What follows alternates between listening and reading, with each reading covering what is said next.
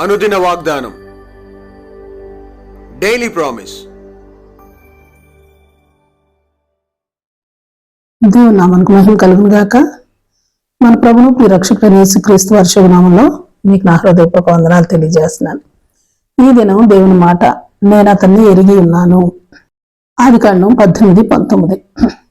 ఇట్లనగా యెహోవా అబ్రహామును గురించి చెప్పినది అతనికి కలుగు చేయనట్లు తన తర్వాత తన పిల్లలను తన ఇంటి వారును నీతి న్యాయములు జరిగించుచు యెహోవా మార్గమును గైకొనుటకు అతడు వారికి ఆజ్ఞాపించినట్లు నేను అతన్ని ఎరిగి ఉన్నాను అని దేవుడైన యెహోవా చెబుతా ఉన్నారు. Praise lord.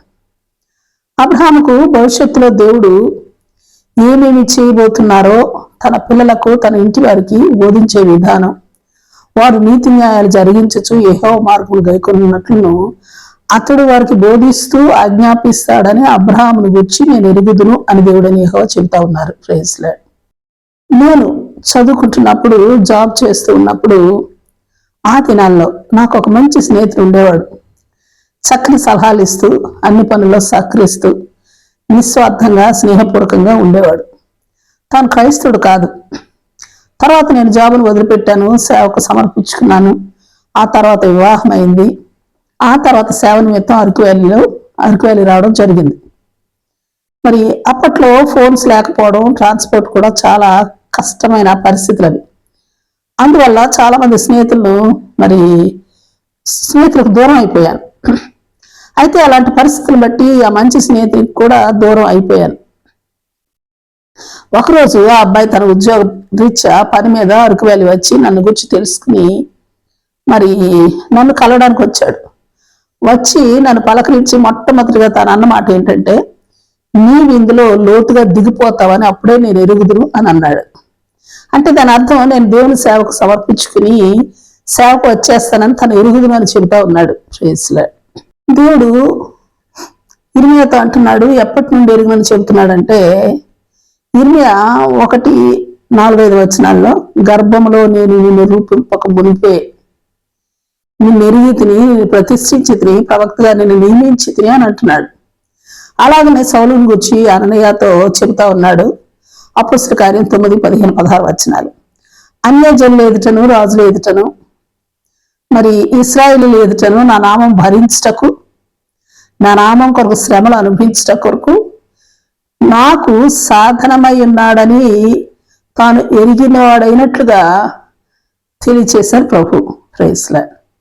అబ్రహామును గూర్చి ఎరిగిన దేవుడు, ఇర్మియాను గూర్చి ఎరిగిన దేవుడు, పౌలుగా మార్చబడక ముందు సౌలుని గూర్చి ఎరిగిన దేవుడు, ఎరిగి వారిని గురించి తెలియచేసిన దేవుడు నన్ను గురించి ఎరిగిన వాడే కదా. అయితే ఏమని ఎరిగినాడు ఆ విషయం నీకు తెలుసా? తెలుసుంటే మన ప్రవర్తన తీరులో చాలా మార్పులు కలిగి ఉంటాం కదా. అందుకే పేతురు భక్తులు ఇలాగ హెచ్చరిక చేస్తా ఉన్నాడు. ఏమంటే 2 పేతురు 1:10-11 వచనాలు. అందువలన సహోదరులారా, మీ పిలుపును ఏర్పాటును నిశ్చయం చేసుకుంటకు మరి జాగ్రత్త పడుడి.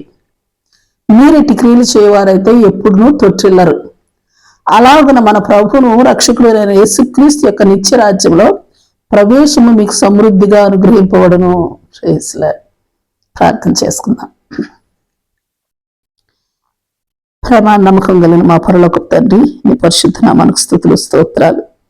దేవా, నన్ను గురించి ఏమని ఎరిగి నన్ను ప్రతిష్ఠించి ఏర్పరచుకుని నియమించున్నారో గ్రహించినట్లుగా మా మనోనేత్రములు వెలిగించమని ప్రార్థిస్తూ, నీవు కోరుకున్నట్లుగా నీ నామమునకు మహిమ తెచ్చినట్టు కృపా భాగ్యమును దయచేయమని ప్రార్థిస్తూ యేసు నామములో అడిగి వేడుకొంచున్నాం తండ్రి. Amen, amen. Praise lord. రేపు మరొక వాగ్దానంతో మనం కలుసుకుందాం. ప్రతిరోజు ఉదయం ఈ కార్యక్రమాన్ని వీక్షించగలరు. తిరిగి మళ్ళా రేపు ఉదయం కలుసుకుందాం. దేవుడు మిమ్మల్ని దీవించును గాక.